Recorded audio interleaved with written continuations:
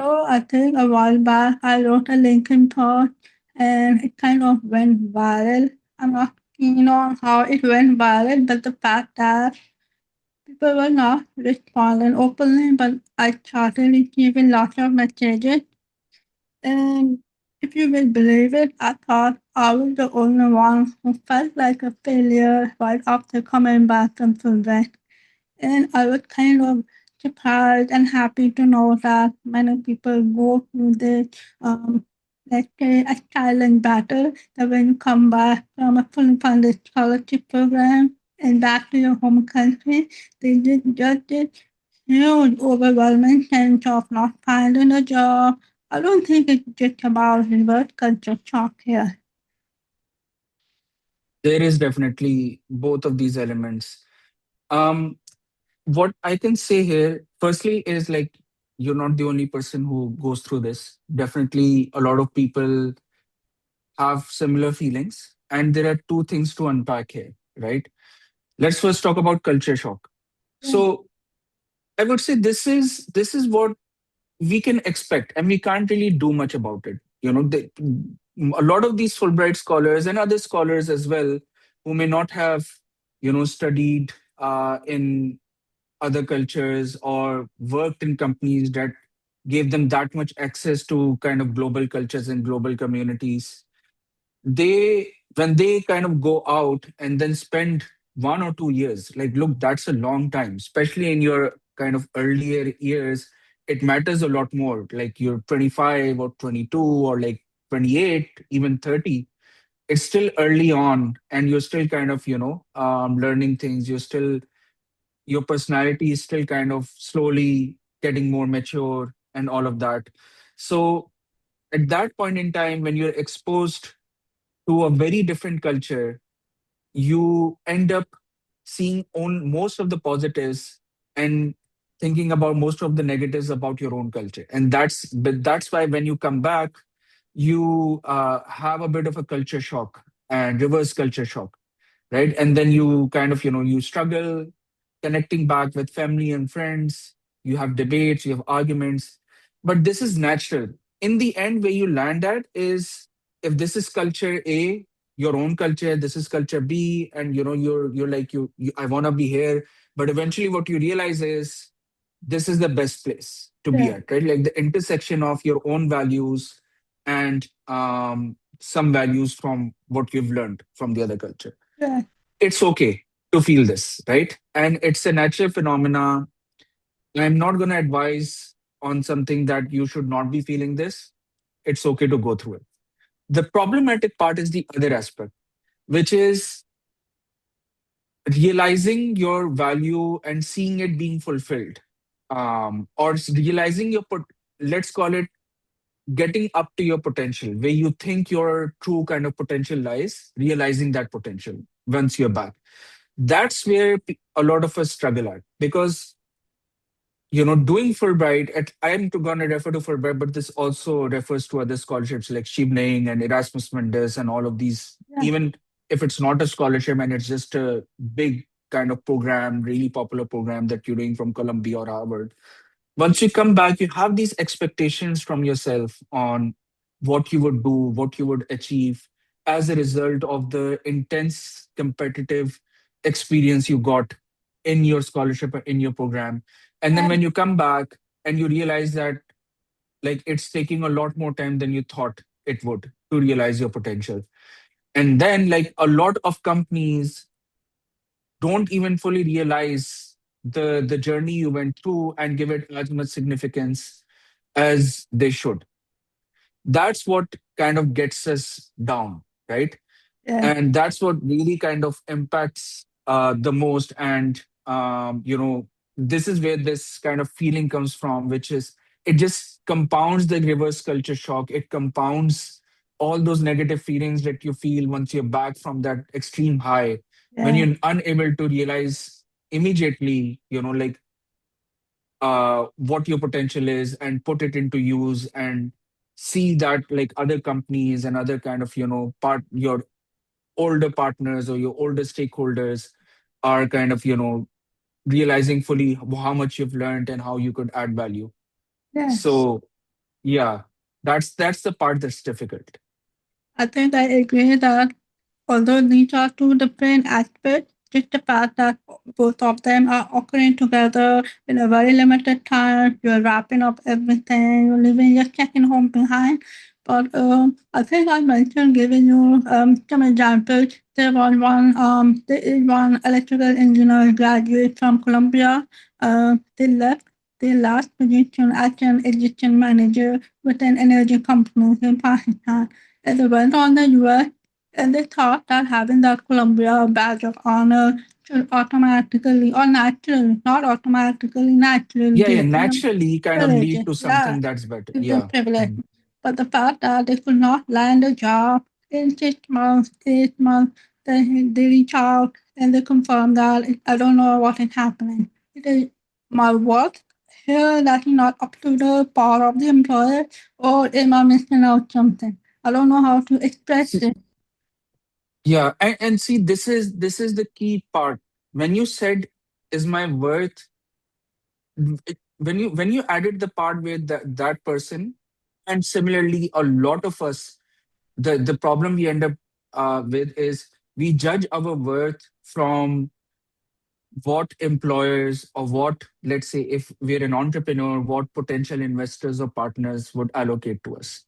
And that's where the problem is, because yes, to an extent, we would externalize as well what our worth is, but the job market and the overall kind of economic situation Yeah, of the world is in shambles right now. It's really bad. And right now, it's even more important that you do not blame, or you do not kind of consider your worth, or depend, or judge your worth based on external circumstances, yeah, yeah, because these external circumstances are bad for everyone out there on every level. yeah, We're talking startups, we're talking existing large corporates are having layoffs. Do you think like these large corporates do not have enough budget to sustain employees? yeah, Right? But still, there are layoffs happening in companies like Microsoft, Nvidia, all these other kind of large companies that have had layoffs that you wouldn't expect would in this case, right? yeah, And then there are startups. The startup funding, by the way, decreased significantly compared to pre-COVID to COVID, and then like now as well, right? Like those large rounds of seed funding going on, and like pre-seeds and seeds and Series A have contracted significantly in the US as well, right? So it's happening on every level. So what I would say is, don't externalize, judge based on what where you were at, and compared to that, where you're gonna kind of end up at, with respect to whatever kind of you've skills you've learned, and give yourself time, right? Because if in my time after Fulbright it took us 2 months to get to a place where we would be able to kind of really practice what we learned, today it's gonna take three times that. yeah. And it's not because of you, right? It's just because of how the situation is. Yeah, yeah. And remember another example that kind of relates to what we said. You cannot tie your worth to external validation if you know your own worth. This other example was a graduate, Fulbright graduate, Brandon University, and they have the UN internship from New York under the belt, right? And they started hunting for job during their master's program. In the second year of master's program, should I will they come back, they know how the market is. The market is shifting very fast. So they were Mm, offered a position which was way below their salary expectation. So they said no, I'm not going to settle for this. Then they got another mm, offer which was 250,000 per month worth. And that made me realize that the advice sometimes that we take up any position that is, helping you float mm. your boat. I think that's a kind of black hair. It I agree, but it also depends on the situation as well, right? Like if Yeah, let's say there's a scholar who really has to float their boat, right? And their family's boat, then they yeah, would end up taking something whatever they could at that moment, right? yeah, Like a lot of, at least in the case of Fulbright, a lot of these scholars actually come from backgrounds that in which they're not that affluent, and they're struggling already, and the whole kind of family or their own families depending on them for livelihood and for kind of doing something once they're back. But yes, we, apart from those specific scenarios where it's just like you just absolutely have to get put your head down and do something and bring some money in all other scenarios, it is better to wait and kind of be patient and go for the right job than go for something that is not up to the mark, or that is in terms of comp or in terms of work as well, because it spoils the market even more, right? Like when you have so many people working at substandard pace, yeah, they then like the market adjusts itself, and overall the pay kind of gap keeps on increasing. The yeah, problem with these employers then and these companies is that they don't realize that when they're adjusting their salaries for lower, and they're getting people who are working at these low salaries, they're also getting really bad output in return. yeah, yeah, And that's just a problem that I don't know why it even happens. At least in my startup, like I could clearly see that people who I paid more were usually better because they were also great yeah, at the yeah. skill set, versus people who I paid less and their They were skill set not, were also kind of not that up to the mark compared to the ones who were being paid higher.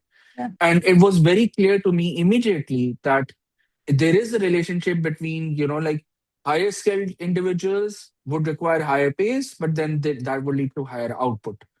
Maybe it's because it's a startup and I was able to observe more and like get this better evaluation criteria going on.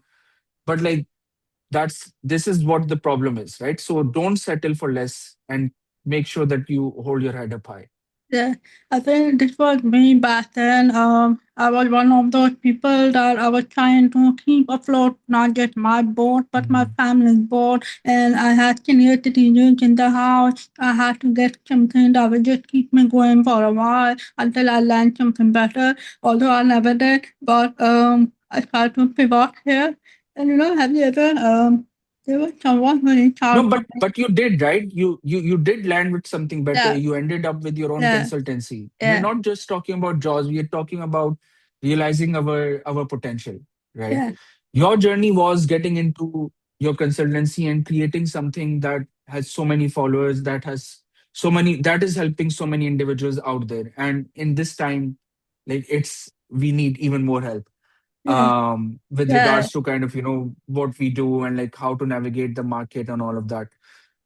Similarly, like I also settled for something that wasn't much better than where I was at after my MBA, and I did MBA mm, with the Fulbright scholarship, right? Which is typically it's expected to lead you to like these amazing gigs, and like like four times what you're making. But no, man, I wasn't even two times What is this when I marketing, joined by the way? my company, right? But then eventually, right, like this is where the patience part comes in, and sticking true to thinking that this is what my true value is at. Eventually, I did end up with a role where like I was able to kind of really see Yeah, how I've been, kind of adding value to the business, being able to influence it, being in a position where I was able to make all those differences. yeah, Yes, it was maybe 2 years, 3 years after Fulbright, but I got there, right? And this is what yeah, everyone else I have at least seen, all my fellow Fulbright scholars, it's for some it took them 5 years, for some it took them 1 year, for some it was immediate, but everyone eventually did land where they wanted to be at. yeah,